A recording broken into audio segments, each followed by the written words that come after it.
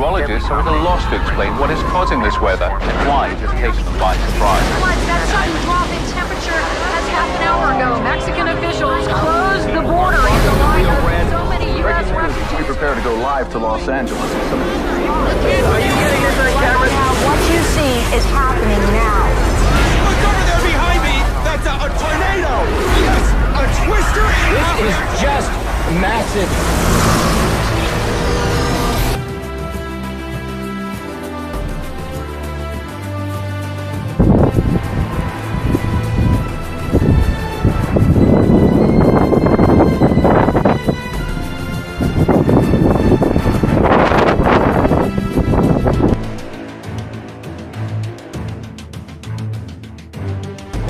The storm's heavy winds and torrential rain churned waves almost 30 feet high. On land, it knocked down trees and power lines, flooded farms, crops, even livestock.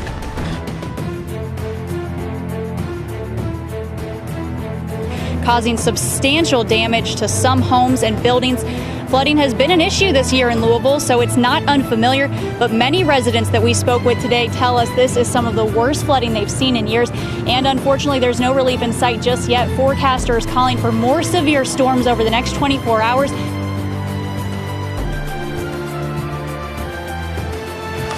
In record numbers, they're washing up on eastern shores, stinging unsuspecting swimmers with their venomous tentacles. Close encounters turning painful after many beachgoers mistake them for plastic bags.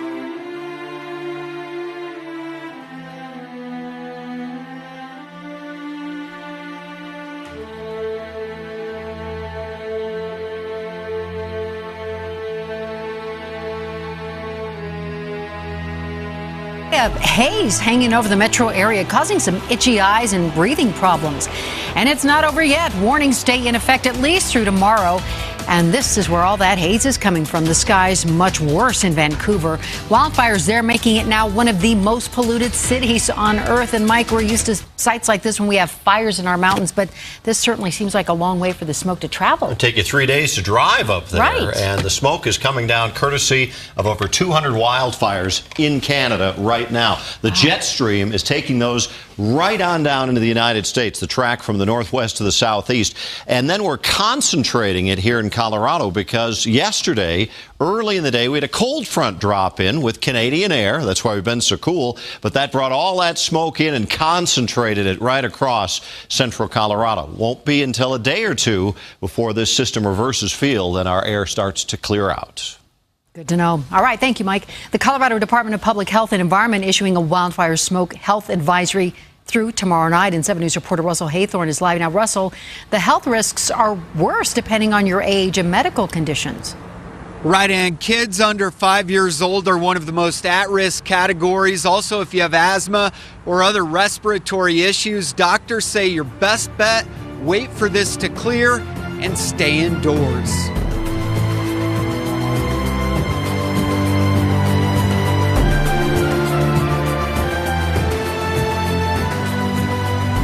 We're also tracking West Nile virus. Colorado has its first human case this year, reported in Mesa County.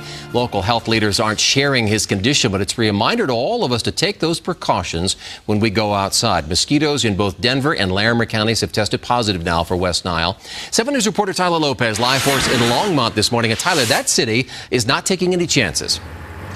No, especially because typically it becomes a danger for all of us in August and September. We've talked about West Nile, though, in May, in June, just now talking about it in July. And here's the reason. It's been unbelievably wet. This is Oligarchy Ditch, one of the 5 areas in Longmont where they will spray tonight. And you can see some bugs right now. All this water perfect for breeding mosquitoes. Now, typically what they like to do in Longmont is they like to use an integrated pest management program. They try to target the bugs in their larval stage before they can fly and become a pest. But this effort tonight is what happens after those aren't enough to contain the mosquitoes. So they will use fogging sprayers starting tonight in 5 sections of Longmont. Now, last year statewide, we had 118 people contract the West Nile virus, which most often brings mild flu-like symptoms, fatigue, body ache, fever, headache too. 4 people in our state did die last year as a result of West Nile, so nothing to dismiss. In Longmont, this is one of the 5 zones where they found more than 100 mosquitoes in recent traps. They were not infected with West Nile, but because their neighbors in Larimer County have tested positive for the virus, they want to make sure they start fogging tonight.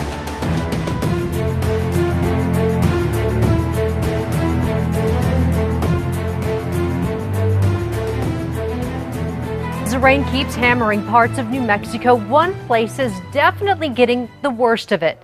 The popular Ghost Ranch looks like something out of a disaster movie. News 13's Emily Younger is live at the Ghost Ranch just north of Abiquiu, where people are trying to pick up the pieces from the massive flooding. Emily? Well, Jessica, the ranch took a beating. This is what I'm talking about. This building was actually ripped from its foundation. These massive trees just split in half. It just buffeted us. The rains came very quickly.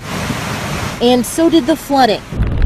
Storms pounded the Ghost Ranch, a retreat center near Abiquiu, where Georgia O'Keeffe once painted, wiping out nearly everything in its path. And all of a sudden, after maybe 20, 30 minutes at most, Suzanne came from the back and she said, we have to evacuate now. Grab your purses and get out. Emily Caird and her friend Sally were inside one of the ranch's art buildings when the floodwaters rolled through. None of us really hesitated. We all just, I guess there's been enough in the news that we just took off. Moments later, the studio they were just in collapsed. We had one whole building that was just taken off of its foundation and smashed up against the tree. This is what it looks like now, pieces of warped metal.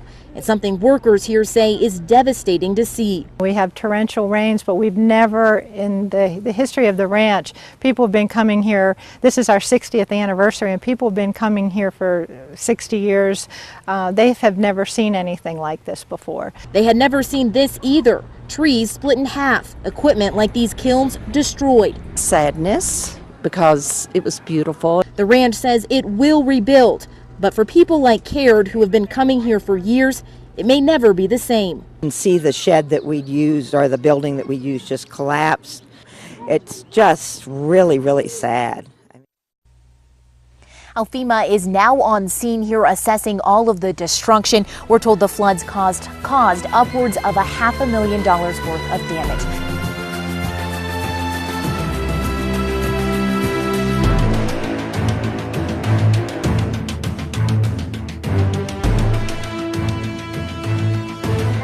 A new potential danger at the beach this summer. We've heard so much about shark encounters, but now the Portuguese man-o-war is showing up in increasing numbers. Their sting is incredibly painful and can even be deadly. ABC's Philip Minna is in Brighton Beach, New York with that for us. Good morning, Philip. Robin, good morning. Shark attacks have been in the headlines all summer, but now there's a new threat in the water, a floating terror that can be deadly. In record numbers, they're washing up on eastern shores, stinging unsuspecting swimmers with their venomous tentacles. Felt like 1,000 bees stinging me at once. It's called the Portuguese man-o-war, and it's something 7-year-old Michael Shantz and his mother won't soon forget. He was just screaming, a lot of pain. Over the past 3 weeks, more than 30 of these jellyfish-like creatures reportedly spotted on beaches from Delaware to New York. At least 3 children reportedly stung off Long Island shores just this week. Close encounters turning painful after many beachgoers mistake them for plastic bags. Nicknamed floating death, they typically float on the surface. Their tentacles can grow up to 30 feet long, and their stingers can pack a punch even more painful than your average jellyfish. In rare cases, causing dangerous allergic reactions and even death. They can really hurt and probably kill a kid. You can put them into anaphylactic shock. Warm ocean currents and strong winds seem to be pushing these tropical water dwellers closer to eastern beaches in record numbers. But experts warn to stay away, even if they're not moving. If they're on the beach, tell the lifeguard, don't touch. They can sting even when they're dead. If you are stung, experts say use a towel to remove the stinger and use seawater to rinse it off, but do not rub it. And if you start to feel sick, get medical help immediately.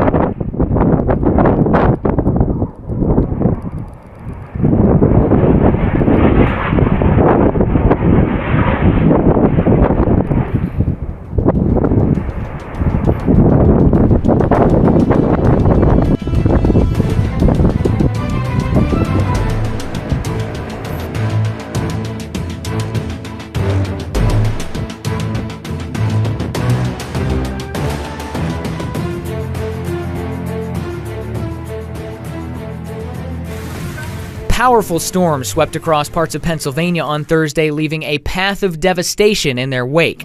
This was the scene in Hamburg, where strong wind tore the roof off Blue Mountain Elementary School. That terrified the school's principal, Rachel Wardecki, who was the only one there at the time. She says all of a sudden, there was a hole in the roof. She was on the floor, covered in ceiling tile, and forced to crawl out over a wall. But amazingly, she managed to escape unharmed. Pieces of the roof were seen lodged in 75-foot-tall trees several hundred yards away. Wardecki says they plan to rebuild, and classes will resume next month at a nearby sister school. I'm Ari Sarsalari, The Weather Channel.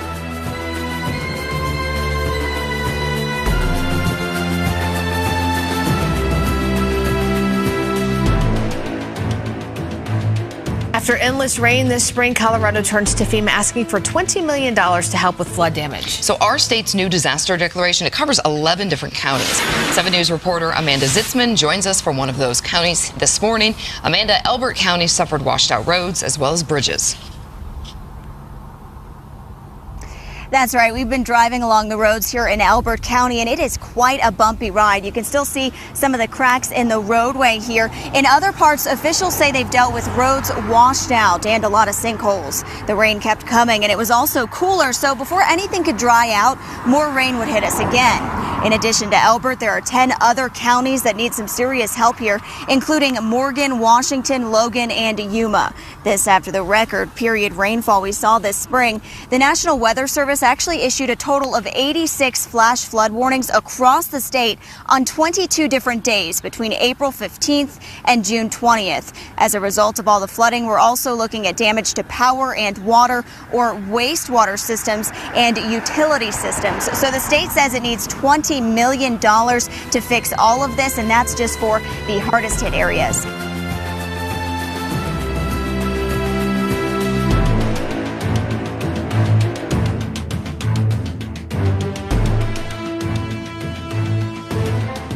A health alert now if you're planning to go out in the water in the Willamette this weekend. Toxic levels of blue-green algae have been found in the Ross Island Lagoon. Now, officials say you should avoid contact with any water that appears green or foamy and avoid swallowing or inhaling it. Now, if you swallow it, the toxins in the algae can cause diarrhea, nausea, numbness, or even paralysis. Now, if it comes in contact with your skin, it can cause rash or irritation.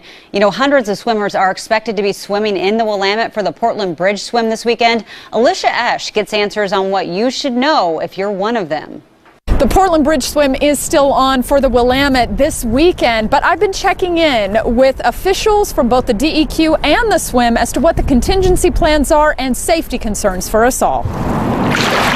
Under the current conditions, it looks like we won't have to do anything, and out of an abundance of caution, we are going to swing wide around the mouth of the Holgate Channel. Race director Marisa tells me at this point there's no reason to stop the 11-mile swim from the Selwood Bridge to the St. John's Bridge on Sunday, but she's already taking precautions.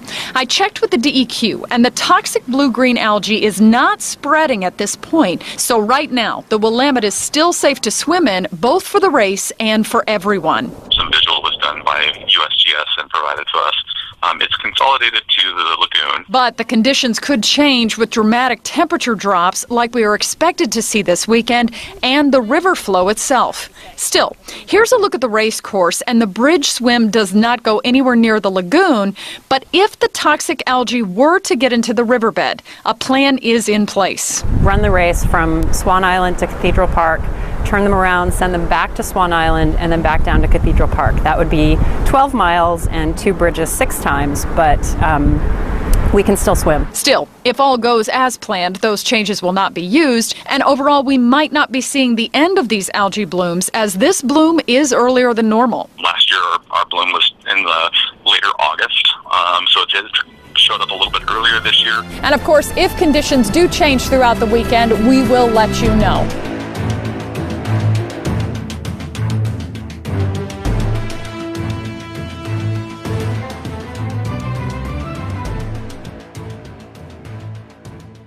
Police have evacuated the Salty Brine Beach in Narragansett Rhode Island after an explosion there, injuring a woman this morning. A spokesperson for the Department of Environmental Management tells CNN, quote, "This explosion came from under the sand and knocked a 50-year-old woman onto the rocks," end quote.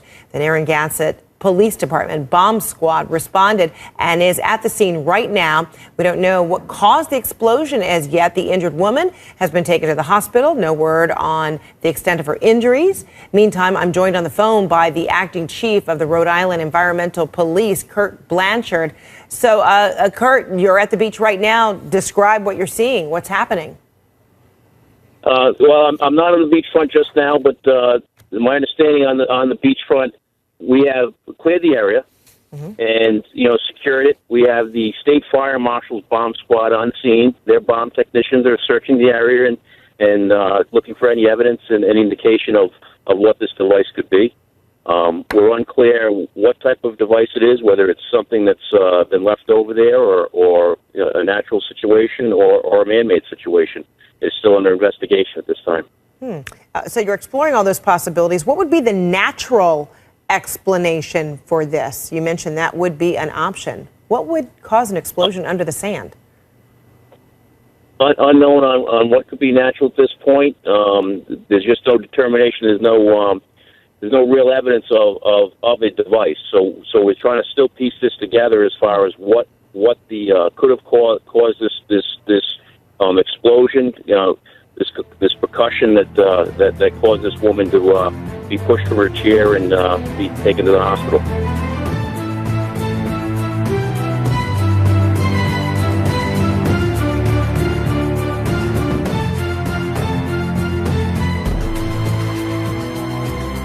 A mass evacuation continues along China's southern coast, where a typhoon packing devastating winds and torrential rain has forced 1 million people to head for higher ground.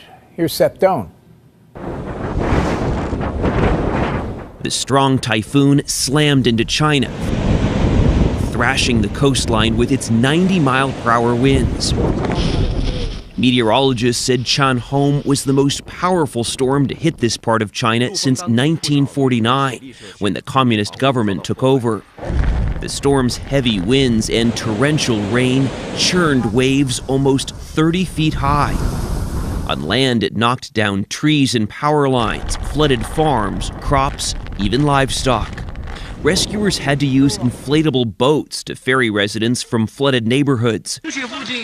Others waded through water to higher ground. More than 1 million people evacuated ahead of the storm, jamming train stations and airports in several cities. With hundreds of flights and trains canceled, some evacuees had to rest in shelters. Nearly 30,000 fishing boats returned to harbor in Zhejiang province as they braced for impact. Japan got a taste of this powerful storm first. It injured 20 people in the southern part of this country before careening toward China. Jim? Seth Doan, thank you so much.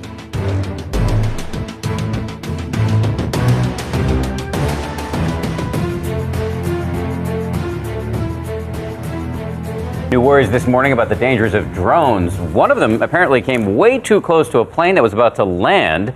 The pilot radioing air traffic control, and ABC's Mara Scavacampo is here with more. Mara, good morning. Dan, good morning. That remote-controlled drone flying thousands of feet in the air, way too close to that plane, causing a really tense period of concern just moments before landing. This morning, the Federal Aviation Administration investigating a close call for a U.S. Airways flight. Pilot spotting a drone right in the aircraft's path as he prepared to land at Charlotte Douglas Airport Wednesday. It was about 2,021 feet, and it was just off of our left side, maybe 100 feet away. The remote-controlled quadricopter violating the ban on flying within 5 miles of an airport and hovering 2,100 feet in the air. That's really scary. They don't need to be anywhere around an airport.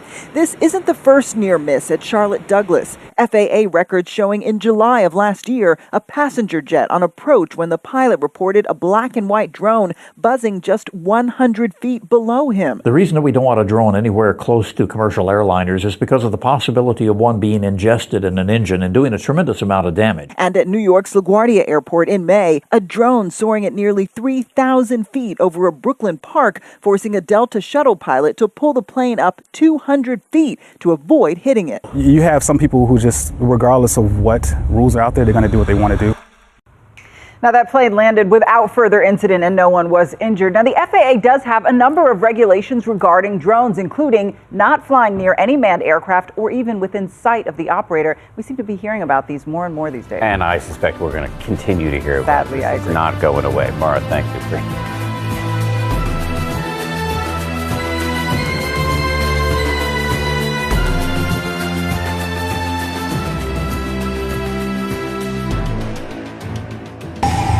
You're looking at a nighttime view of one of Mexico's most active volcanoes, the volcano of fire, Colima. It erupted on Thursday, causing ash to shoot 1.5 miles straight into the sky, 2 inches of ash covering Yerba Buena. This is one of Mexico's biggest fears because this volcano hasn't erupted with such intensity since 1935. At least 70 people are in shelters right now. Dozens have been evacuated. This volcano erupted twice in March in the same morning, but nothing like what you see here. There is fear of a larger eruption in the future.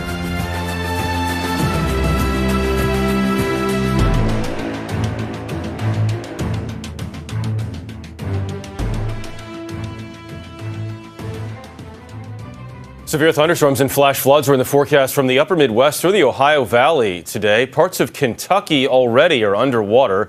We're joined now by Morgan Lentis of our CBS Louisville affiliate WLKY. Morgan? Jeff, the water is already receding around the city, and as you can see behind me, some creeks are already still staying out of their banks following this morning's severe rainfall. We're hearing that some areas received 3 to 4 inches of rain between about 4 and 9 a.m., causing substantial damage to some homes and buildings. Flooding has been an issue this year in Louisville, so it's not unfamiliar, but many residents that we spoke with today tell us this is some of the worst flooding they've seen in years, and unfortunately there's no relief in sight just yet. Forecasters calling for more severe storms over the next 24 hours, possibly even damaging winds. Morgan, thank you very much.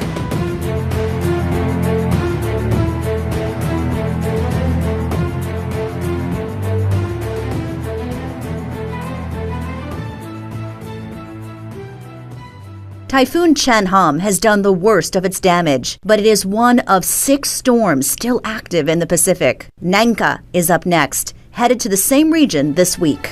Bonnie Schneider, The Weather Channel.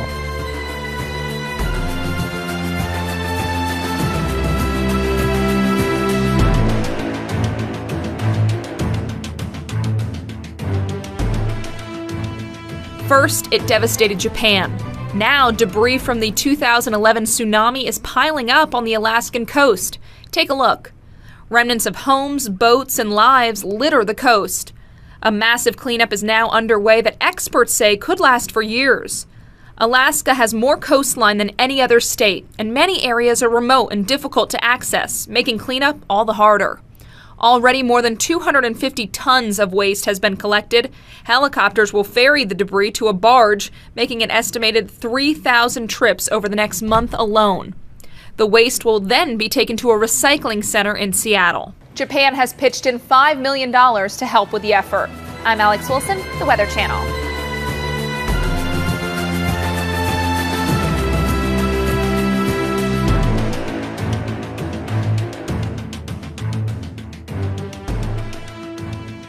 It's coming again. Planet Earth is about to experience something that hasn't happened in more than 300 years. A mini ice age. At least according to a professor at England's University of Northumbria. She says Earth is headed for another mini ice age in only 15 years, bringing plummeting temperatures and bitter cold winters. She says this looming ice age could last up to a decade. Not as long as the last one, which lasted about 70 years, from 1645 all the way till 1715. Drawings from the time show Londoners cavorting on the frozen River Thames. For the reason, look no further than the sun. Researchers predict the sun's normal activity because of fluctuating magnetic waves will decrease by about 60% around the year 2030, triggering the ice age. As one scientist put it, the sun will go to sleep for a while and we'll be bundling up.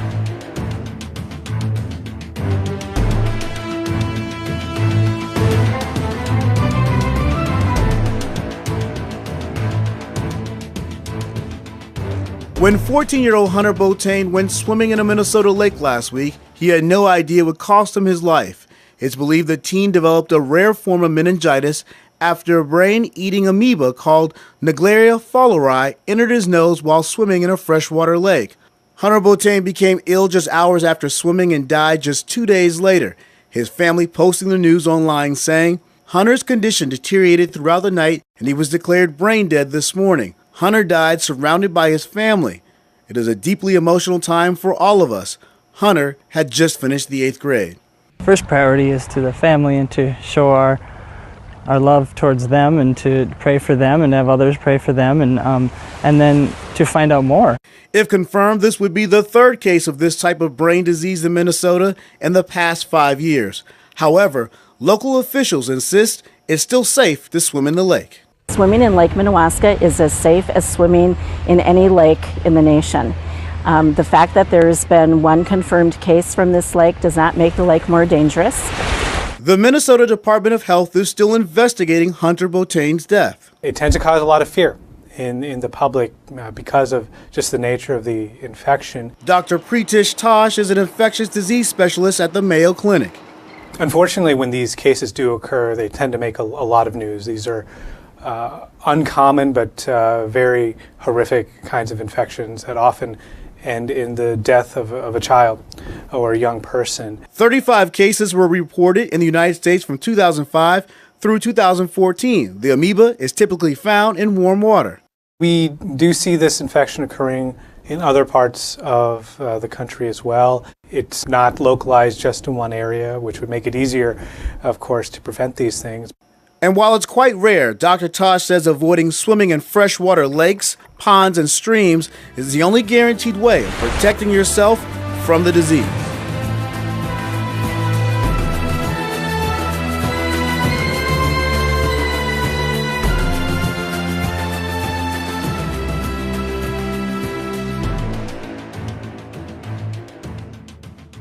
U.S. military tested an upgraded 361-12 nuclear bomb on the 1st of July using an F-15E fighter. Antonov said the action was contrary to America's stated desire for complete nuclear disarmament. He added that the move confirmed Washington's plans to maintain nukes in Europe. U.S. military plans to perform 2 more tests of the nuclear bomb by the end of this year.